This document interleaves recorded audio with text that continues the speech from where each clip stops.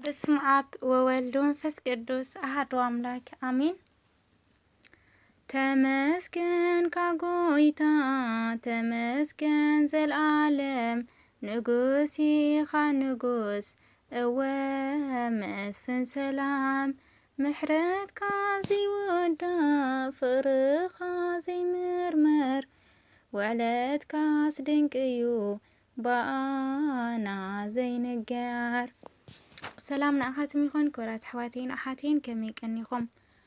ከም እግዚአብሔር ቅዱስ ፍቃድ ካብ ዝሓለፈ ዝቐፀለ መንፈሳዊ ሓቀኛ ዛንታ ንብዓት እቲ ዲያቆን ሒዘልኩም መፅአ እኒኹ። ጀሚረ ክሳብ ዝውድእ ምሳይ ክትፀንሑ ብትሕትና ይምሕፀን። ክትኣትዩ ተለኹም ናይ ደወል ምልክት ብምዝቃጥ ቤተሰብ ኩኑ።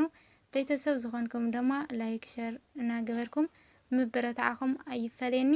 ሃናፅ ዝኾነ ርእይቶኹምን ሓሳብኩምን ድማ ኣብ ኮመንቲ ኣቕምጡለይ ናፍቲ ትሕዝቶ ይከብለኩም። ንብዓት እቲ ዲያቆን ሓቀኛ መንፈሳዊ ዛንታ መበል 19 ክፋል። ስልኪ ተደውልኒ ድማ ናብ ቦርሳይ ሃሰስ በልኩ። እታ ናምበር ኣጸቢቐ እየ ዝፈልጣ ናይ ማትስ እያ ነይራ። ሰማያዊት ሃሪመ ድማ ሄሎ በልክዎ። ብጣዕሚ ክትገርሚ ናይ ብሓቂ ዲኺ ኣሚን ክንሰ ካብ በርሚን ናብ ሃምበርግ መጺኺ በለኒ። ዘረውኡ ስለ ዘይተረድአኒ ይቕሬታ ኣብ ባህላኻ ኣይተረድአንን በልክዎ። ናይ ብሓቂ ዲኺ መጺኺ በለኒ። ዋ ኣታ ብርኽሓወይ ተዘራሪብና ምሽ ኣነ ደላይት ሕማቅኩም ኣይኮንኩን ንዲያቆን ድማ ግድን ክረኽቦ ስለ ዘለኒ ዝገደፍኩ ገዲፈ መጺ ኣለኹ። ግን ክትመጽእ እያ ዝብል ግምት ስለ ዘይነበረካ ድዩ ወይስ ብትኽክል ክመጽእ ኣይነበረንን በልክዎ። ደሓን ሕጂ ብዙሕ ኣይዛረበክን ግን ክተኣምኒ ኣይነበረክን። ሕጂ ድማ ጊዜ ኸይቀተልኪ በታ ዝመጻኽያ ትሚል ክተመለሲ በለኒ። ሕርቃነይ ክቋጻጸሮ ስለ ዘይከኣልኩ እንታይ ኢኻ ትብል ዘለኻ? ንስኻ ግን ሓደ ስዲ ክብረት ሰብ ዘይፈልጥ ሕሱር ሰብ ኢኻ በልክዎ። ምሽዶ እምበኣር ክብረት ሰብ ዘይፈልጥ ኢልክኒ። ክትፈልጥ ግን ኣነ ክብረት ሰብ ዘይኮነስ ክብረተ ዋልድ እየ ዘይፈልጥ። ንሱ ድማ ባዕልኽን ዘውረስክናኒ እዩ ቃህማም በለኒ። ብዙሕ ምመለስኩልካ ነይረ ንዓይ ይኹን ንዓኻ ዘርብሕ ስለ ዘይኮነ ግን ሱቅ ክብል መረጽ ኣለኹ። ሓደ ነገር ግን ክነግረካ መዓልቲ ነውሕ ወይ እውን መስዋዕቲ ይሓተት እምበር ንዲያቆን ክረኽቦ እየ። ምኽንያቱ ንኽሉ ግጊዝኡ ስለ ዘለዎ። እዛ ንዓይ ትገብረኒ ዘለኻ ድማ ሓደ መዓልቲ ኣብ ርእስኻ ክትወርድ እያ። ኣነ ግን እቲ ህያው ጎይታ ዝኾነ መድሃኒ ዓለም ምስ ዲያቆን ከም ዘራኽበኒ እምንተ እዩ በልክዎ። ንሱ ድማ መልሓስ ዳኣምን ክኽእለክን ከምዚ ክትብል ከለኽሰ ምስኪን ከዓ ትመስሊ ጓልዛ ስኪን በለ። ኣነ ድማ ሕርቃን ብዝተሓወሰ ዘራርባ ስማዕ ዝሓወይ ትፈልጠኒ ዲኻ በልክዎ። ወያል እንታይ ክፈልጠልኪ ግን ጓል ምዃንኪ መዓዝ ክተርፍ ኢልኪ። ጓልዛ ድዲት ጸርፊ ወሳኻ ብነብስኻ ደንቆሮ ኾይንኻ እምበር ኣሕዋት ዋላ ተዘይብልካ ኣዴኻ ግን ጓል ኣንስተይቲ እኮ እያ። ስለዚ ክብረተ ዋልድ እየ ትሕትለኹ ኢልካ ኣዴኻ ኣይተሕስራ በልክዎ። ክንደይ ከትደፍሪ ኢኺ ጓለይ። ኣዴታትና ከማኸን ኣይኮናን። ንሳተን ፍርሃት ኣምላኽ ዘለወን ትሕትና ዝመልአን ባህለንን ክብረንን ዝሓለዋ እዙዛት ከም ሳራ እየን። ንስኻትክን ግን ህይወት ሰብ ተባላሽዋ ካብ ባህልኽን ዝሃደምክን ፍርሃት ኣምላኽ ዘይብልክን ደቂ ሕድርትና ኢኽን። ብማንም ምስ ኣዴታትና ክትወዳደር ኣይትኽእላን ኢኽን በለኒ። ዘረውኡ ሕርቃን ዝዓብለሎ ካብ ውሽጢ ልቡ ዝምንጩ ከም ዝነበረ ካብ ቃላቱ ኢኻ ትርዳእ። ኣነ እውን ድሕሪ ሕዝስ ክምልሰሉ ኣይደለኹን። ደሓን ዝሓወይ ሕጂ ከምዚ ከምቲ እንተበልኩኻ ምንም ትርጉም የብሉን። ግን ንስኻ ለባም እንተኾይንኻ እኮ ነቲ ክፉእ ብሰናይ ኢኻ ክትስዕሮ ዝግበአካ በልክዎ። ንሱ ድማ ኣንቲ ንስኽስ ከመይ ዓይነት ዓይነውጣ ኢኺ? ንስኽን ህይወትና ክተባላሽዋ ኣንሕና ድማ ሱቑይና ክንሪአክን ኩያ ክትብልኒ ዘለኺ በለኒ።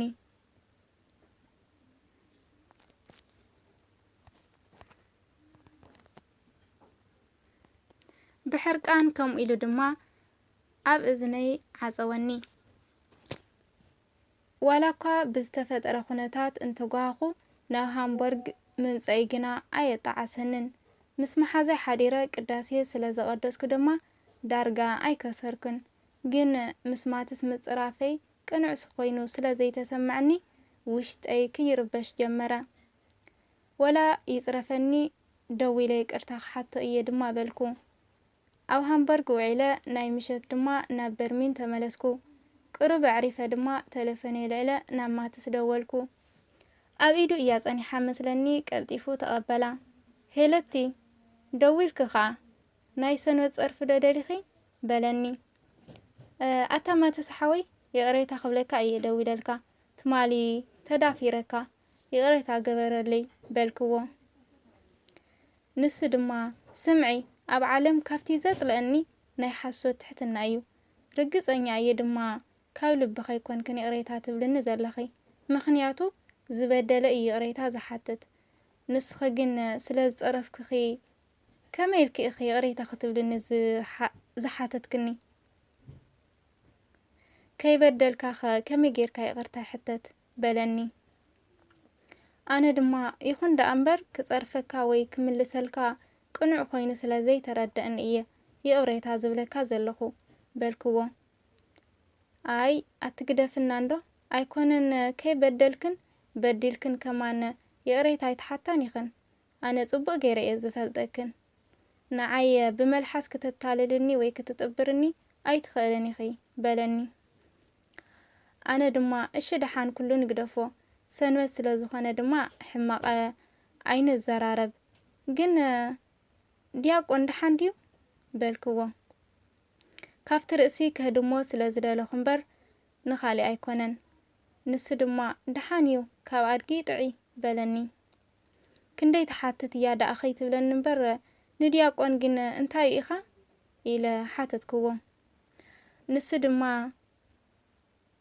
أوا وطاميخي حتى خطب زحدما معاتيخي نجرجن كم لسالك يا تجمع يلن ندياق وان أب حقو إياه إلو ملسالي ملسو سلا زسحق كوين زي كونس زرو إجنا سلا زسحقني كرتم إلى سحقو أسنان كحصاي هنا ويال بلني ما تسحوي أسناني حص أخوينن تروحها سلا زي اللمبر نورمال بلكو انداس حقو كنجرك كان دقن نعيد راح ديخا ويسن ملا دق أنستيخا كند زي تسألنا بلكو كل خنكو حد إخن مفليز بهالي والكنن كم زي وعجن هيبين كم إخن بقى رئي خلخي هيبين وعجن بملك عن تزيكوينو بتجوارن مفليز بهالي بلنن زنبرا لبوتاون قربي فلاليو نسخاتكن دما ملك أخن تنبرا لبوتان يزفلالنبر بتجواركن حديو بتوسخ دما وعجن هيبين مبلشاو تزيكوينو كالإسرح يبلنن نسخاتكن دما ناي مساكين هيوت مبلشاو تزيكوينو كالإسرح يبلكنن ملسي بريهلك خوون تسفع قبل رسيع خمان نيرة هيوي أبرخا ياتنبر وعاق دما أما جولتن قداماتن ياتنبر أزي مالت اتن هواي زخون كنوالد أب عالم هيوتي خنتنبرا اتن وعاق زخون كنوالد دما أم منفساوي هيوتي خنتنبرا اتناي تسيق اسرحقن أو كلات كني زلو مكم نزي أي تردأنن انتيلكني دونك ورأيخي بلني أزرارو بطعمي يقري مني كبلو زخقل نجر سلا زينا وردما حتوي كأصل وسنكو حراي يخونلكا قلنا معارك اندزي أبلع لوالد تسألك حدر زقابركا بمت أنو كتنهجرن ندوم خالكا بلكو أبات نفسي دخي كم زيجير كتناززني بلني أي كم أزي كونس بيانس اتي حق اكفلت أمو حق وفليت أدما ننفسي كأمناس لازدالخو إياه بلكو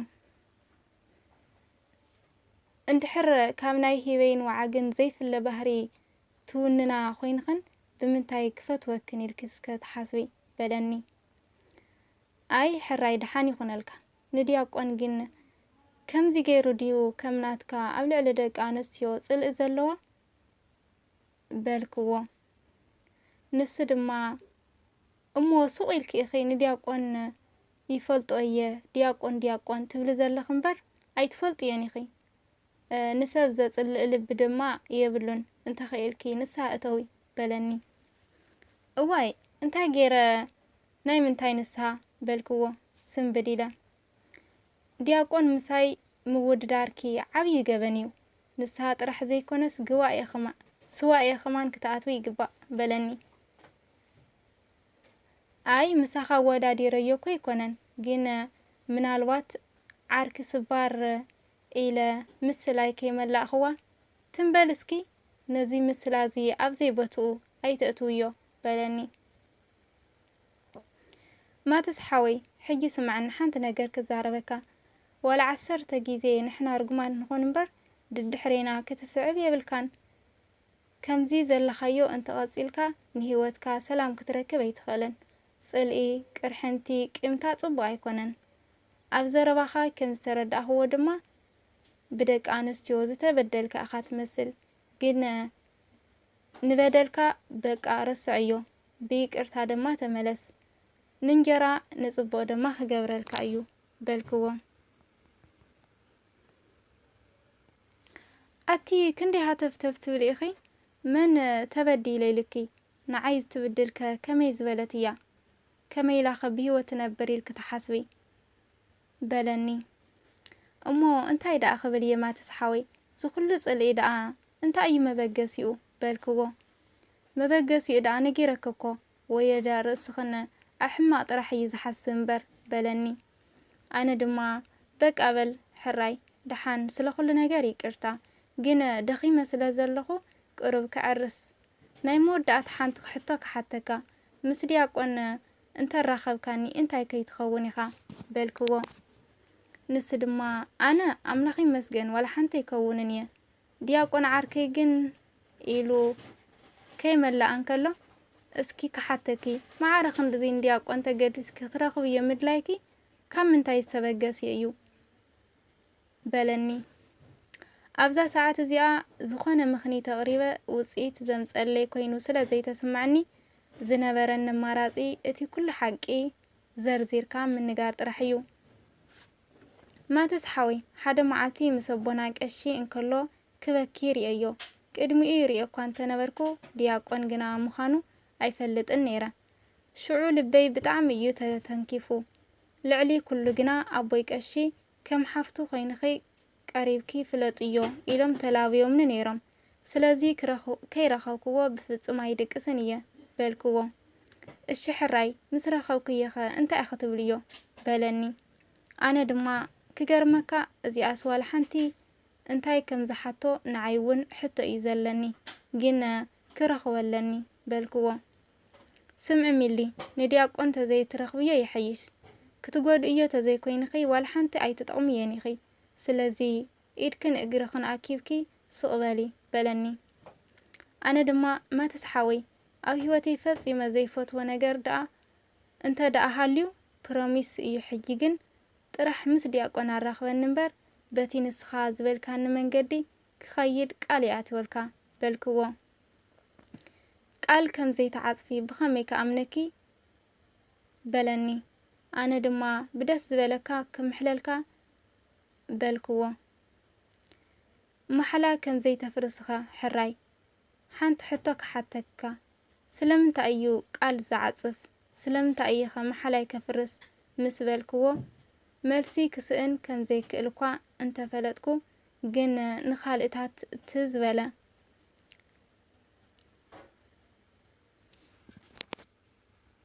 ኦኬ ጽቡቕ ዝመጽእ ዘሎ ሰሙን መጽኢ ኢኺ እሞ ክንራኸብ ኢና ግን ሕግታት ምስ ትመልእ እምበር ሱቕ ኢልከ ይኮነን በለኒ።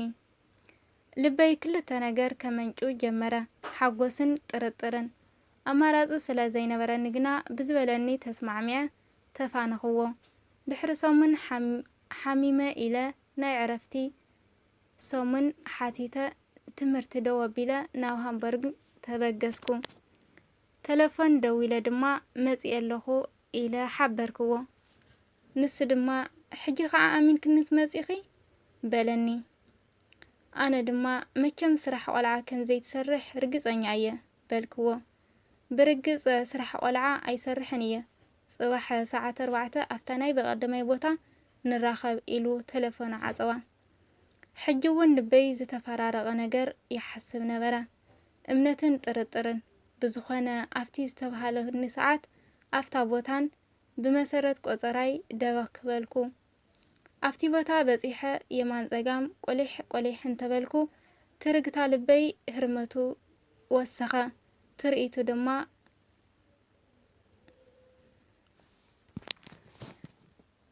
ትርግታ ልበይ ህርመቱ ዘወስኽ ትርኢት ድማ ረኣኹ እንሎሚ እነበረት ንውዓት እቲ ዲያቆን መበል 19 ክፋል ኣውዚ ተፈጸመት ኣብዚ መጽእ መበል 20 ክፋል ሒዘልኩም ክመጽየ ማትስ ከም ዝሓለፈ ንሚሊ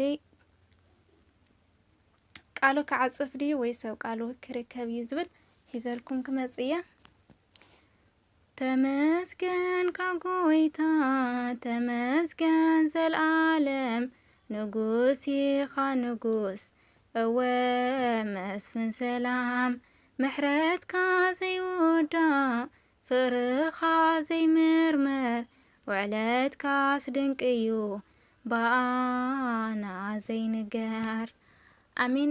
ወስብሐት ለእግዚአብሔር ወለወላዲቱ ድንግል ወለመስቀለ ክቡር አሚን።